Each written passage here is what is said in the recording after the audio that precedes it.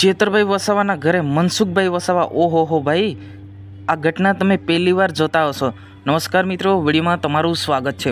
વિડીયોને અંત સુધી જોજો અને ચેનલ પર નવા હો તો ચેનલને સબસ્ક્રાઈબ કરવાનું બિલકુલ ભૂલતા નહીં, કેમ કે આપણે ગુજરાતની તમામ માહિતી આપણે જોઈ રહ્યા છે.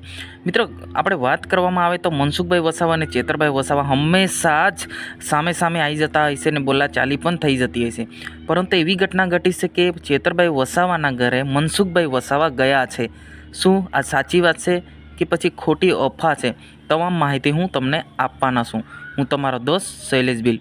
મિત્રો, વાત કરવામાં આવે તો કેટલાક દિવસોથી કેવડિયામાં બનેલી ઘટનાને લઈને બંને નેતા આમે સામે આવી ગયા છે અને ધક્કામુક્કી સુધી પણ પહોંચી ગયા છે.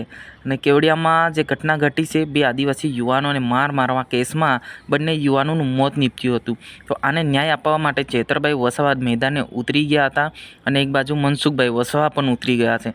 પણ હમણાં નવો વિવાદ થયો છે, નવી વાતચીત વાયરલ થઈ છે. નવી વિડીયોની અંદર એવું કહેવામાં આવે છે કે ચેતરભાઈ વસાવાના ઘરે મનસુખભાઈ વસાવા ગયા છે. મિત્રો, આ જે વિડીયો છે એ કોઈપણ પ્રકારનો ઓરિજિનલ નથી, જે લોકો દ્વારા એડિટિંગ કરવામાં આવ્યો હતો. કે એવી કોઈપણ પ્રકારની વિડીયો કે ફોટેજ વાયરલ નથી થઈ કે મનસુખભાઈ વસાવા અને ચેતરભાઈ વસાવાના ઘરે ગયા. મિત્રો, તમે જ અંદાજ લગાવી શકો છો કે ચેતરભાઈ વસાવા અને મનસુખભાઈ વસાવાની કોઈ દિવસ બનતી નથી, યાની કે કોઈ દિવસ સાથે કાર્યક્રમ થતો જ નથી. તો કેવી રીતના આવું બની શકે? આ અફવા ઉડી છે.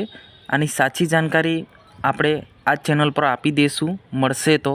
પણ અત્યારે માટે આ વિડીયોની અંદર તમારે એ જ બતાડવાનું હતું કે ભાઈ, અત્યારે સોશિયલ મીડિયા પર ખૂબ વિડીયો વાયરલ થઈ રહ્યો છે, તો એ વિડીયો વાયરલ છે એ ફેક છે, ઓરિજિનલ નથી. તો મિત્રો, આજની વિડીયોની અંદર બસ આટલું જ.